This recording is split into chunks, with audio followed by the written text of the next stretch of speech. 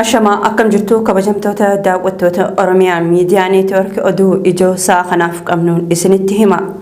Jalqabarratti qaamoleen nageenyaa bilchiginaa mana haadha Jawaar Mohammad erga sakatta'anii booda waardiyaa moorichaa hidhuuf fudhatanii akka deemantu himame. Sadaasa 25 bara 2014 ganama keessaa toora sa'aatii 2tti taateen kun bulchiinsa magaalaa Adaamaa keessatti raawwate. Mooraa mana jireenyaa haadha Jawaar Mohammad sababa beekamaa hin taaneen humnoota mootummaatiin sa'aatiiwwaniif weeraramuu qaamonni itti dhiheenyaan quba qaban Oromiyaa Miidiyaa Neetwoorkitti himani. Milishaa fi poolisii idilee dabalatee humnoonni addaa Oromiyaa baay'inaan 20 ta'an hayyamamaatii malee sababas osoo hin ibsin mooraa bansiisanii manatti ol seenanii kan jedhu namni Oromiyaa Miidiyaa Neetwoork dubbise kun yeroo ol seenanitti meeshaalee waraanaa gurguddaa qabatanii akka turan yaadachiisa.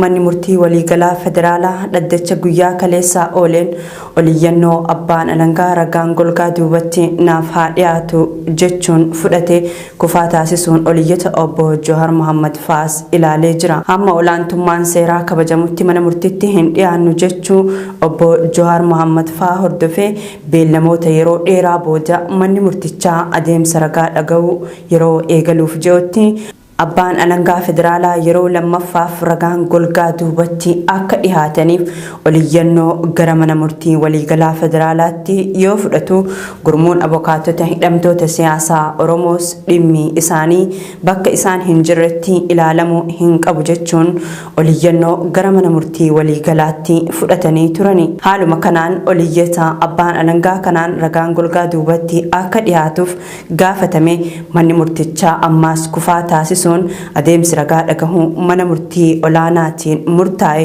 akka kabajamu ajaja dabarse. Ijoo keenya itti aanuun ajjechaa suukanneessaan abbaa bokkuu abbaa gadaa goota korma garaa hidhee abbaa duulaa fi jal'aaba jiila abbootii gadaa michille hawaasa Oromoo Karrayyuu irratti raawwatame taatee sirnoota darbaniin waggaa 120 dura Oromoota irratti raawwatame ja'ame. Waggaa 120 dura aanolee Calanqoo Soddoo fi Azuulee dabalatee bakka Oromoon jiru hundatti ilmaan Oromoo kumaatamaa fi jiilli abbootii gadaa sirnoota gita bittoota nafxanyaatiin ajjeefamaa turanii jiru.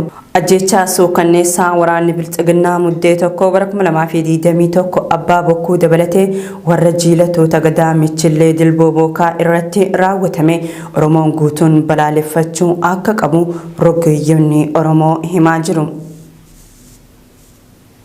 Sirni bilchiginaa akkuma sirna baroota durii Oromoota cabsuuf duguuggaa sanyii Oromoota Karrayyuu irratti raawwatee jiru qaamoleen hawaasaa garaagaraa Oromiyaa Miidiyaa Neetwoork bilbilaan dubbise. Kaayyoon sirnichaa inni guddaan Oromoota akka mataa gadi qabatan gochuudha. Kanaaf abbootii gadaa fi jaarsolee biyyaa Oromoota Karrayyuu irratti ajjechaa jumlaa raawwatee jechuun dubbatu. Gochi guyyootaan dura Shawaa Bahaa Aanaa Fantaallee keessatti raawwatame Oromoota Karrayyuu qofarratti osoo hin taane aggaammii sirna gadaa irratti raawwateedhas ja'anii jiru. Waajjirri kominikeeshinii mootummaa naannoo Oromiyaa abbaan gadaa Karrayyuu garee shororkeessaa shaneetiin ajjeefame jechuun ibsa baase. Ibsi waajjirichi baase kun dhugaa irraa fagoo akka ta'e ragaaleen bahaa jiran ni mirkaneessu. Sadaasa 30 bara 2021 ganama naannoo sa'aatii 3tti poolisii humna addaa Oromiyaa poolisii aanaa fi milishaan godina Shawaa Bahaa Aanaa Fantaallee ganda haroo qarsaa jaamurra deemuun uummata miseensa shanee baasaa jechuun hiraarsaa turuun mirkanaa'ee jira. Abbaan gadaa Karrayyuu shaneen ajjeefame inni jedhu diraamaa oppiidiyoon yookaan bilchiginnaan ajjechaa artistii qaroo sabaa Haacaaluu Hundeessaa duubaan teessee hojjetteen kan wal fakkaatuudha ittiin ja'anii jiru fayyadamtoonni miidiyaalee hawaasummaa. Ajjechaan irra deddeebiin uummata nagaa irratti raawwatamaa jiru seeraa fi dambiin Itoophiyaa ifatti caccabuu agarsiisaa jiru addi bilisummaa Oromoo ibsa baase.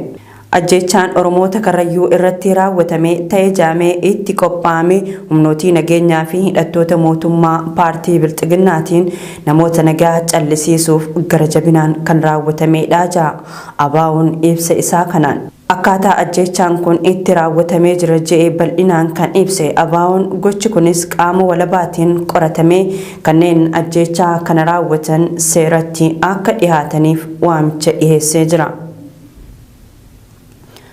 Ajajni olaanaan ABO waboo dhimma waa'ee amantaa Islaamaa tibbana miidiyaalee hawaasummaa irratti ajandaa tahee ilaalchisuun ibsa gabaabaa baaseen namni tibba kana miidiyaa hawaasummaa irratti bahee jibba amantaa Islaamaa dhiheessu karaa kamiinuu waraana bilisummaa Oromoo waboo waliin hidhata kan hin qabne tahuu beeksisee jira.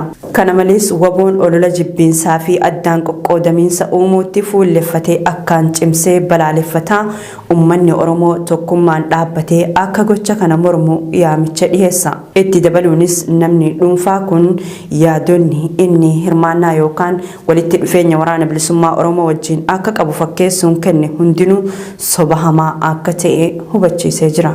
Jijjiiramni bobbaa waraanaa taasifamee umrii sirna Bilxiginnaa kan gabaabsuudha jedhani ajajaa olaanaan waraana Tigraay kan ta'an Jeneraal Taaddasee Warrade.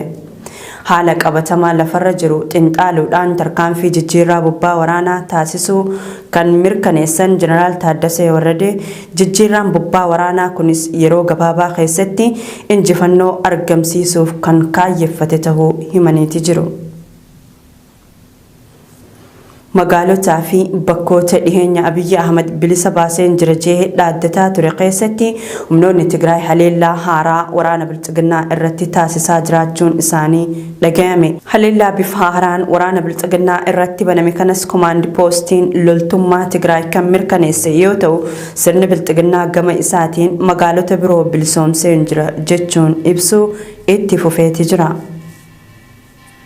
Ijoo keenya xumuraatiin sababa gaaga'ama siyaasaa fi waraanaatiin manneen barnootaa Itoophiyaa keessatti cufamaa akka jiran BBC'n gabaase. Duula kitatii hordofee ministeerri barnootaa Itoophiyaa 3/7/2014 hamma muddee 3/2014 barattoonni, barsiisonni fi hojjettoonni maatii namoota adda waraanaa jiranii akka gargaaraniif manneen barnootaa akka cufan ibse.